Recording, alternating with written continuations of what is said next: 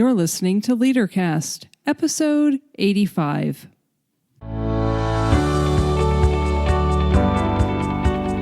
Welcome to LeaderCast, Transforming Missions podcast with Tim Bias and Sara Thomas, providing you with insights and resources you need to lead a movement of Jesus followers. Is there anyone who doesn't want to be heard, seen, understood, and ultimately known for what makes them them? I'd say no, because our human desire is to be known. Being known is about living into who God has created us to be, and for clergy, that involves a call to ordained or licensed ministry. And for clergy, that call to ordained or licensed ministry often happens within the midst of an institutional or denominational structure. And that means it can get complicated really, really quickly. But if you are thinking, I'm not called to ordained or licensed ministry, I guess I don't need to listen to this episode. Let me remind you, your baptism is your call to ministry. So here's how I think about it. Clarity of call gives you clarity of purpose.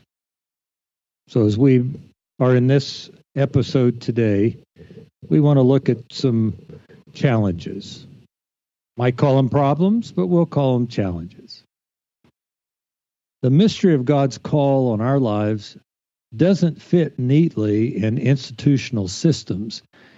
It can feel like you're being pigeonholed or minimized or misunderstood or jumping through hoops. And the end result is the voice of God gets silenced in the midst of it all. The call becomes fuzzy. The focus becomes unclear.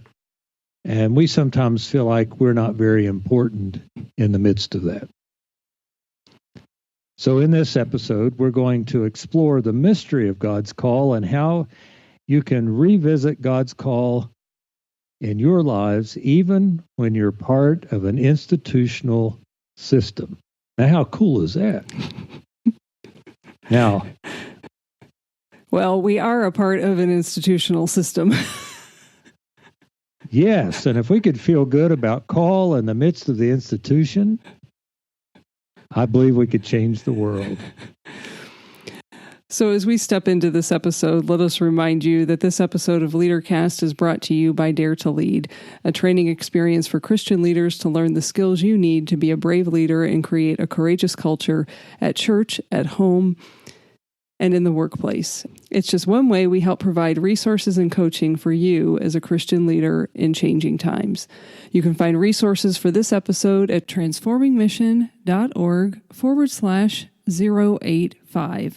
We encourage you to become a LeaderCast Insider by subscribing on your favorite podcast player or clicking that button on the show notes page and say, I want to be a LeaderCast Insider. We know that being a leader in the church today has its particular challenges. Let us come alongside you to assist you in becoming the leader that God has created you to be. Sara, the mystery of God's call means that sometimes there aren't words to describe it. It's a visceral feeling, an encounter with the holy that leaves us pausing and searching for words to describe what we've experienced. Sometimes what we see and experience is counter to what the institutional system says is success. And sometimes we're countercultural and aren't looking for success, but just looking to be faithful.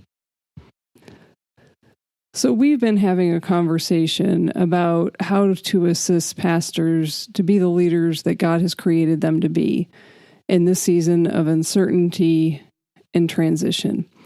As I've been working with congregations on the Dare to Lead curriculum and learning to become courageous leaders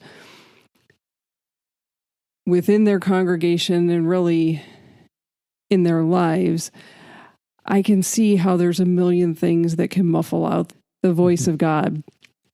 And I also know that helping people learn the skills of becoming courageous Christian leaders is changing lives and the cultures of the organizations that we're a part of.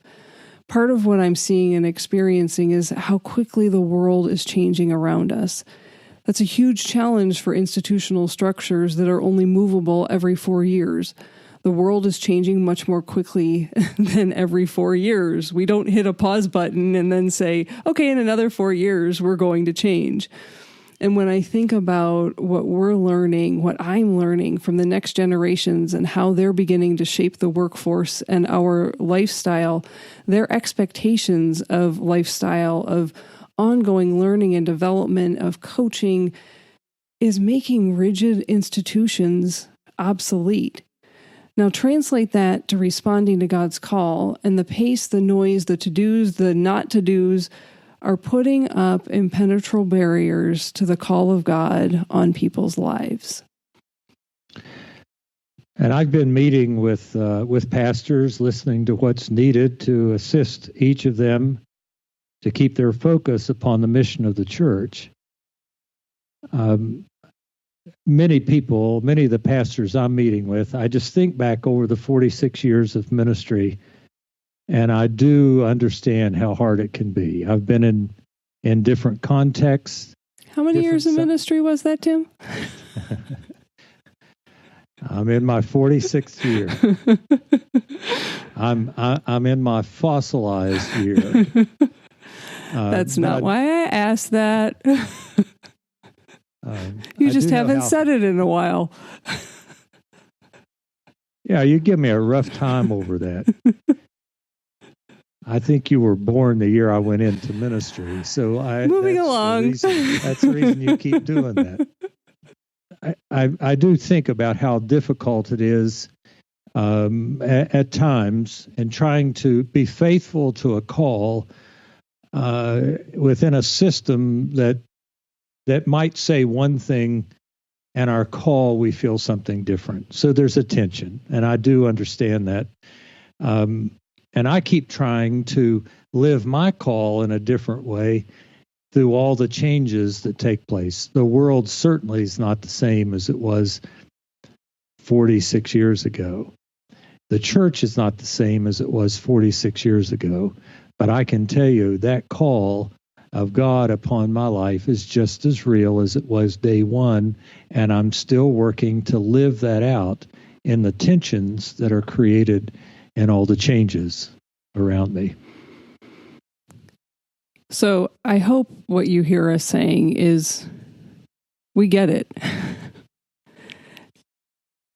This is not an easy time to lead in a Christian context. And so what we want to offer you today is 3 steps to revisit your call. So are you ready?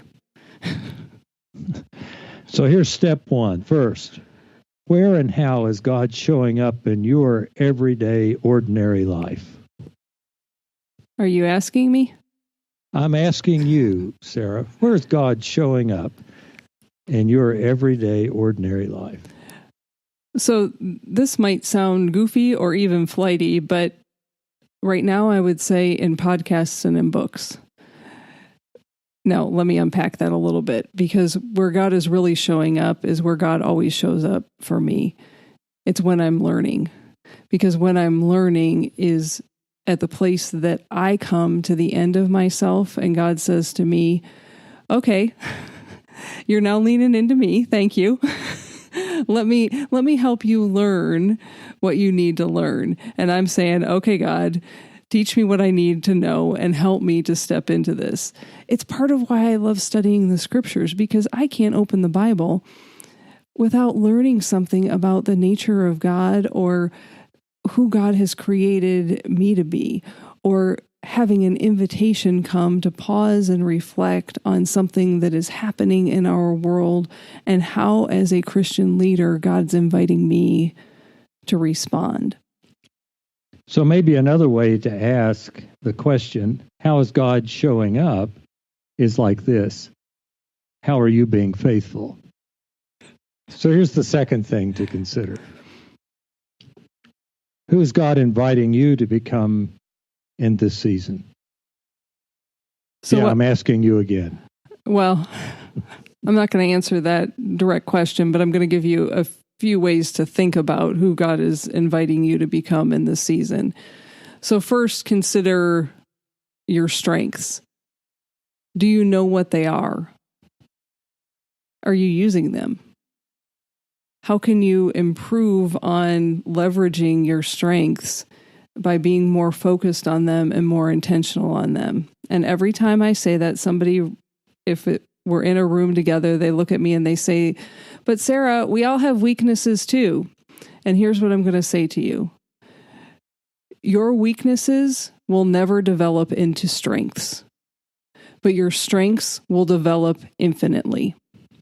That's why I'm inviting you to focus on your strengths. I'm not saying ignore your weaknesses. You need to recognize what they are so that you can partner with other people and shore them up with your strengths.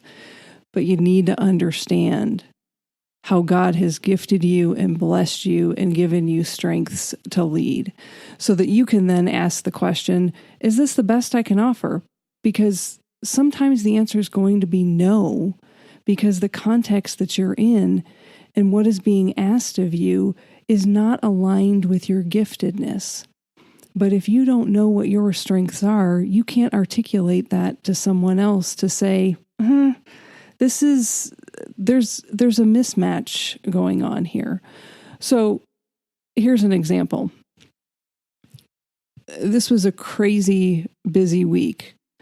I don't think I'm exaggerating when I have said to a variety of people, at least 100 different ways and different times, I need to put my maximizer talent in timeout and lean into my achiever talent. Now, I don't care if you use Clifton's strengths language or if you've used that tool or not.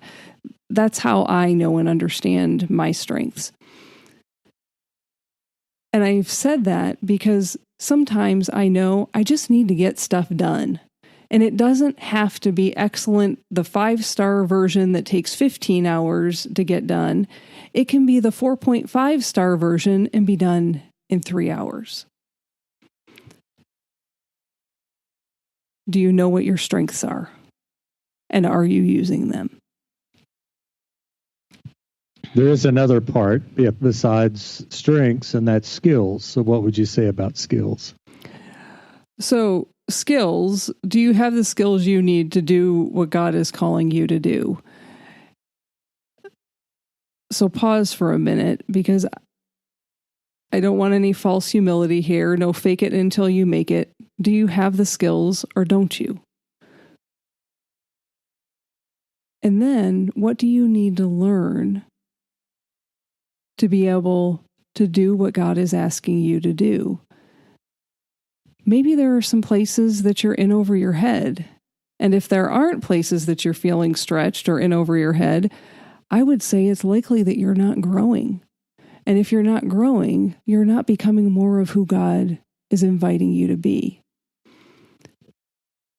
So maybe the question could be, do you know how to lead people through change?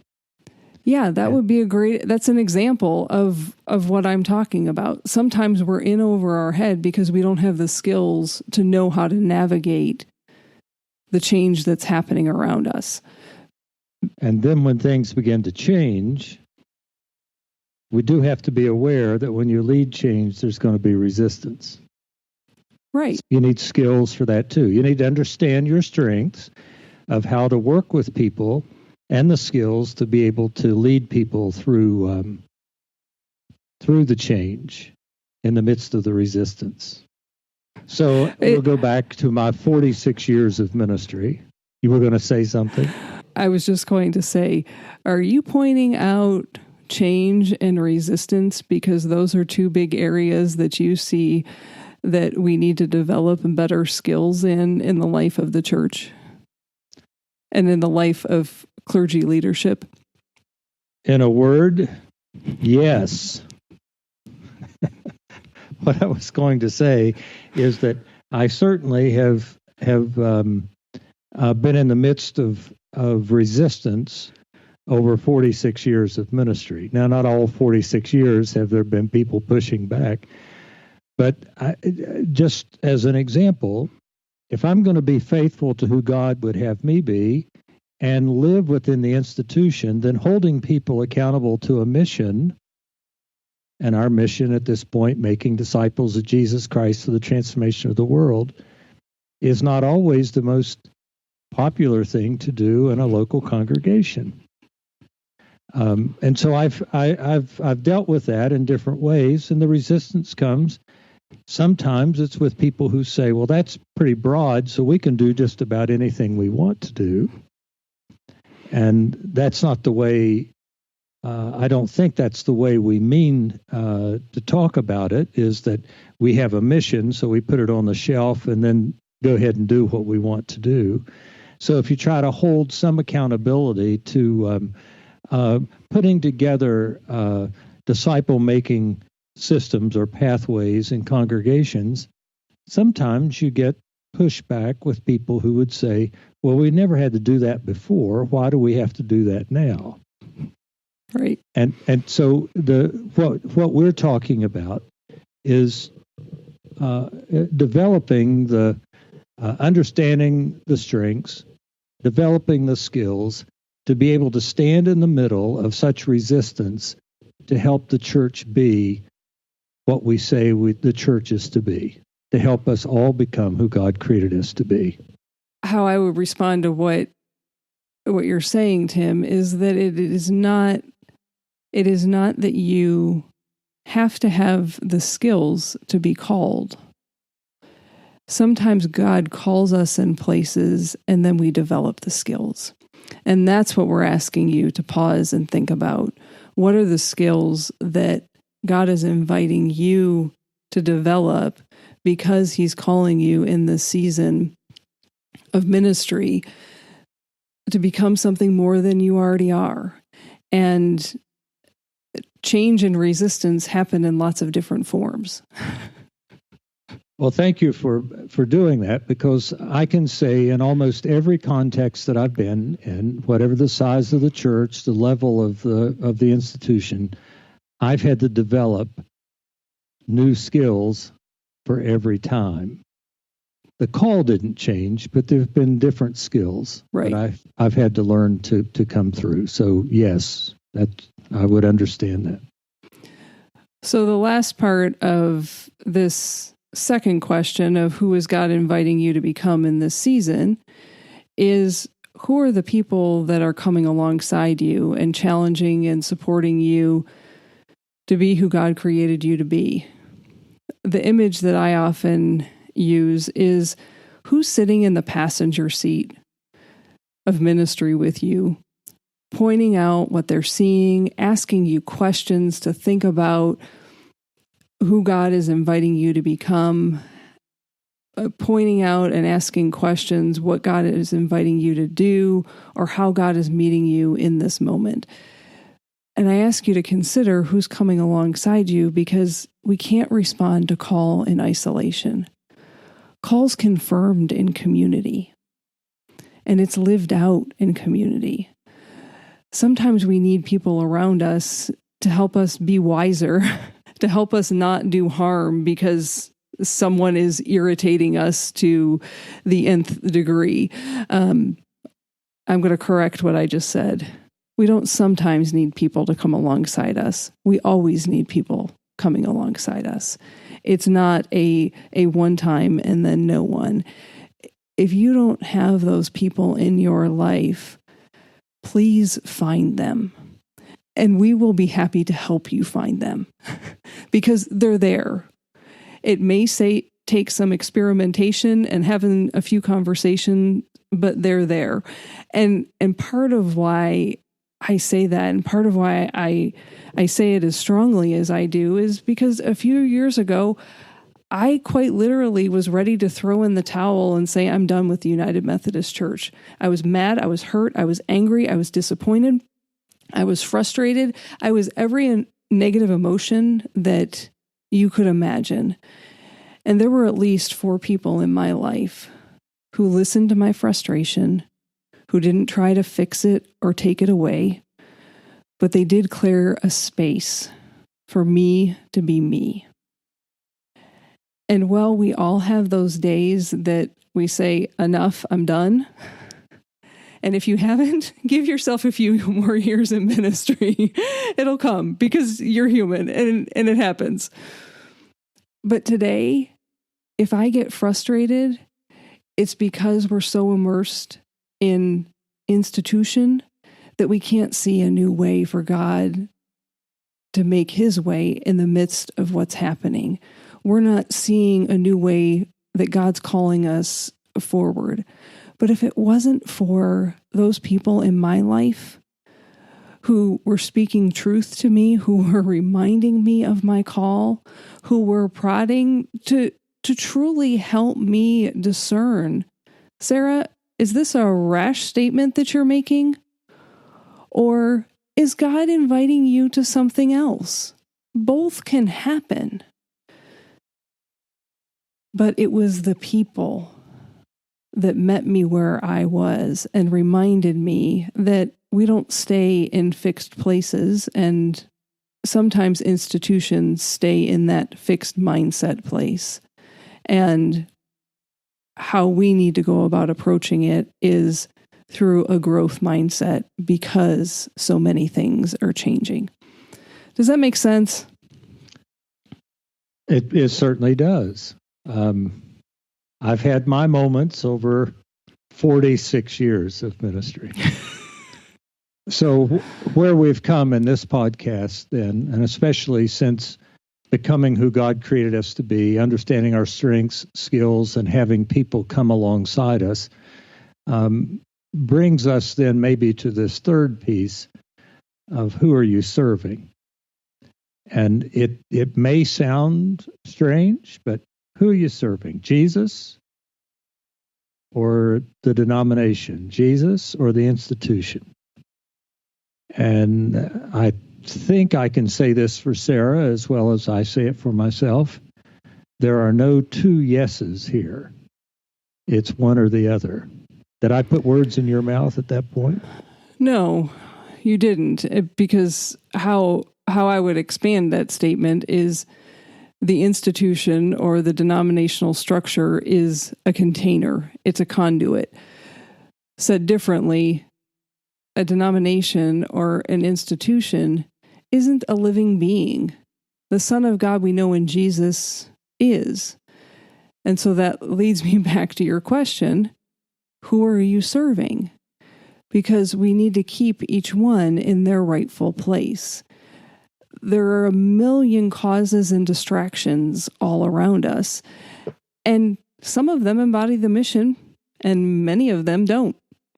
We need to be able to sort through that and remember, who are we serving? And if we're serving Jesus, then that means that we need to remember that the institution simply facilitates the purpose or the mission. They can't embody it because people do that. And I'm not splitting hairs here. I'm trying to help you focus. Because if we're focused on people and focused on relationships, we're going to invite people into that transforming relationship with Jesus that helps them live as a disciple and changes their lives and the communities around them. I can't say to an institution, I want you to transform this neighborhood. It's a thing. It's kind of as silly as me saying to my printer, which is sitting here in this room with me, printer, you need to write the next episode of LeaderCast. My printer can't do that. It's a stupid example, but it's a thing. No, it makes sense. It can't do that. So remember that people embody the mission. And as a leader, your focus on the mission will point people to Jesus. Your focus on Jesus will help people encounter the love of God that Jesus offers and help them experience change in their life in whatever shape, form that might happen. Change is not always negative, folks. Often it's very good and very life-giving. And then finally, I would say pause and consider if and how your personal preferences or styles are facilitating or impeding people in the congregation and community from encountering Jesus. Now, hear me again. I'm not asking you to be something that you're not. I'm asking you to pause and consider, how are your actions received by the people around you? Because sometimes how we communicate, sometimes how we interact with people, it's simply not received by the people around us in the way that we would want it to be received. And being aware of that is the first step to addressing it. The other way that, and Tim, maybe you can speak to this, is I've heard you say often, when the pastor becomes the center of attention, you've lost sight of the mission. Right, because that doesn't have to be a negative or bad thing. It can also be when the pastor becomes the center of attention because things are going so well, and you've got a charismatic leader. The idea is to stay focused on the mission and leading people to the place where they can experience the love of God. It's not upon the pastor, and it is upon the God we know in and through Jesus, who loves us, helps us become who we were created to be, so the world can be who God created the world to be. Who are you serving? Because if your real answer to that question is you're serving yourself, please listen closely to what's coming next. So you're going to lead us in an invitation in just a minute, but let me say that what we've tried to do today is to give you three big questions to revisit your call. The first one was, where and how is God showing up in your everyday, ordinary life? The second one is, who is God inviting you to become in this season? And the third one, who are you serving? And part of our work is to resource and coach you as leaders in the changing world, in the times that are changing. So, Sara, you've got something for us now. As we have looked at these three big areas, what do you have for us? So here's our invitation, or maybe it's a challenge. Receive it however is best for you. I want you to get out your cell phone, and I want you to text or call a close friend, your spouse, a trusted mentor, or a coach. Ask them if they would meet you for a meal, for coffee, for an ice cream. I don't care what it is.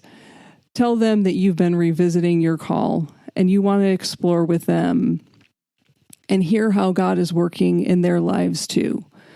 So this is a give and take invitation, okay? So please don't text someone and say, can I pick your brain about what God's up to in my life? Because I would say to you, first, gross. Second, they're going to have to be really, really, really close people in your life to make an hour just for you to be the center of attention. So make this an opportunity to give and take and share with someone something that is important to you, and also create the space to listen to what God is doing in someone else's life.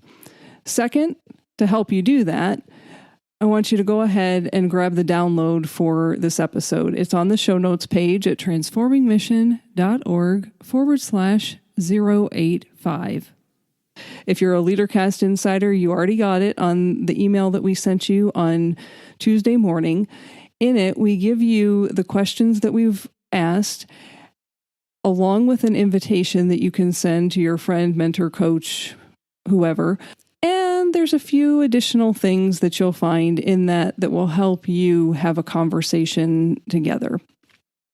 Well, let us remind you that clarity of call gives you clarity of purpose.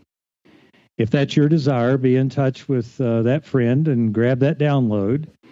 Both will take you one step closer to being clear about the call that God has placed upon your life and your purpose and living it out. I am sure that Sara and I both, in the work that we're doing, we don't want you to find yourself in a place of isolation, misunderstanding, or even a stumbling block in the midst of ministry. So take the step to revisit your call and know that we're here to resource and coach you in the midst of changing times. Anything else that you want to offer for this episode, Tim? I knew you were going to ask. So what I would say is, being a part of this podcast and of LeaderCast and of Transforming Mission has been a renewal of the call upon my life. And this is just another way that it changes in the midst of the ministry. And I'm grateful. So as I get to live out that call, we get to invite people into becoming who God created them to be. So we hope that we've given you a few handles to hold on to revisit that call and know and trust that God is working in and through you in the midst of this season of ministry, whatever the colors, the shades, the nuances of that are. So let me just remind you once again that you can find show notes for this episode at transformingmission.org/085. Now go lead a movement of Jesus followers. Bye for now.